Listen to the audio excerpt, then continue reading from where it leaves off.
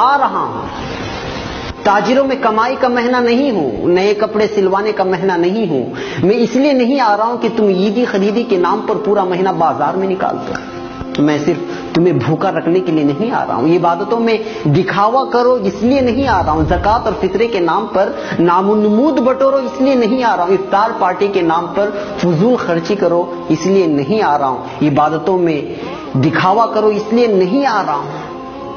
میں اس لیے نہیں آ رہا ہوں کہ تم روزے رکھو اور پھر سارا دن سوئے رہو, روزہ رکھو اور فون سے چپک کر بیٹھ جاؤ. اس لیے نہیں آ رہا ہوں کہ افطاری کے موقع پر خوب پیٹ بھر کر کھاؤ اور عشاء اور تراویح کی نماز قضا کر کے خراٹے بھرو.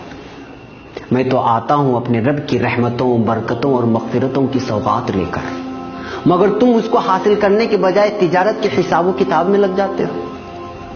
روزہ رکھ کر یوں سمجھتے ہو کہ میں نے تیر مار لیا. ارے میں تو سال بھر کے تمہارے گناہوں کو دھونے کے لیے اللہ کی طرف سے مغفرت کا پروانہ بن کر آتا ہوں, مگر تم روزہ رکھ کر بھی گناہوں سے باز نہیں آتے. نوجوانوں, ناجائز عشق رمضان سے پہلے بھی ناجائز اور اب بھی, مگر تم تو رمضان میں کچھ کام نہ ہونے کا بہانہ بنا کر سارا دن موبائل پر عشق بازی کرتے رہ جاتے ہو. پھر روزہ رکھ کر یہ گناہ کیسا؟ غلط ویڈیوز اور موسیقی سننا ہر وقت حرام, مگر یہاں تو روزے کی حالت میں یا تو سو کر یا پھر موبائل میں گزارا ہوتا ہے. میں اس لیے تو نہیں آیا.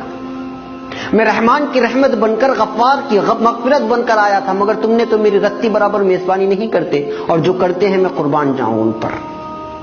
میرا ایک دن نہیں گزرتا ہے اور وہ افسوس کرتے رہ جاتے ہیں کہ ایک دن گزر گیا, اور پھر رات دن قرآن کی تلاوت سے, تسبیح اور نمازوں سے, دعاؤں اور التجاؤں سے اپنے رب کو منانے کی کوشش کرتے ہیں. ہر پل وہ اپنے خالق سے اپنے گناہوں کی شکایت کرتے ہیں اور رحمتیں لوٹتے ہیں, برکتیں حاصل کرتے ہیں, مغفرت کے پروانے اپنے نام کر لیتے ہیں. میں آتا بھی اسی لیے ہوں, تم بھول مت جانا. میں جب تمہارے آنگن میں قدم رکھوں گا تو میرا ہر لمحہ ہزاروں لمحوں سے بہتر ہے, کیونکہ میں ایسا مہینہ جس میں ہر لمحہ اللہ کی رحمت برستی ہے.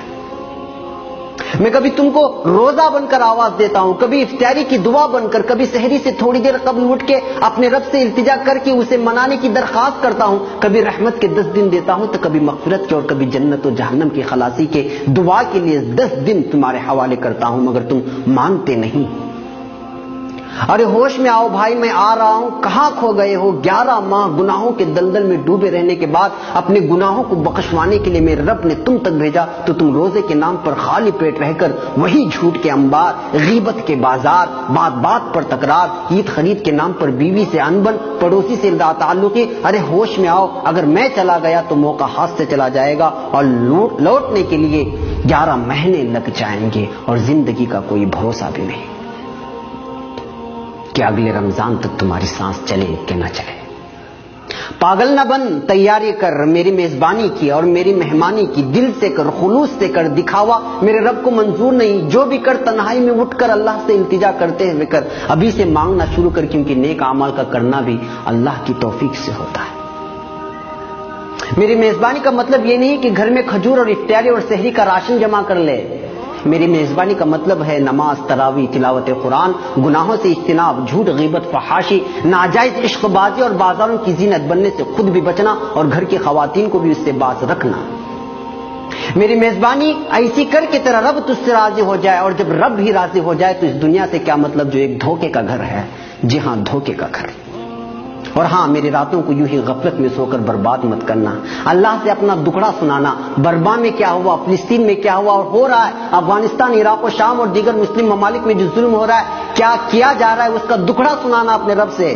بیتے سالوں میں اپنوں اور غیروں نے ہم سے جو برتاؤ کیا اس کی شکایت کرنا اپنے رب سے. وہ سننے والا ہے, سب کے سننے والا ہے, وہ جو سب سے رحیم, سب سے کریم اور تم سے سب سے زیادہ محبت کرنے والا ہے. تمہارا دکھڑا سن لیا تو پھر بیڑا پار ہے, نہیں سنا تو پھر ثواب کہیں نہیں گیا.